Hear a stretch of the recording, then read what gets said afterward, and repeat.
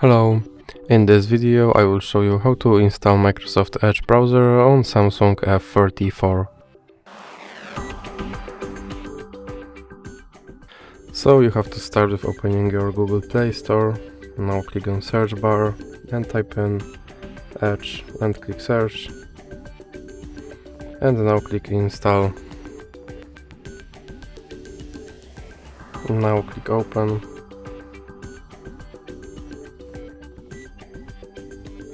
And here you can click skip introduction. Now you can customize your home page, or you can click not now. Here you can sign in to sync your data, or you can click not now. And now you can make your Microsoft Edge your default browser, or you can click not now. And here you have to confirm your data and privacy settings. Now you can turn on notifications from this browser, or you can click no thanks. And now your Microsoft Edge is all set up.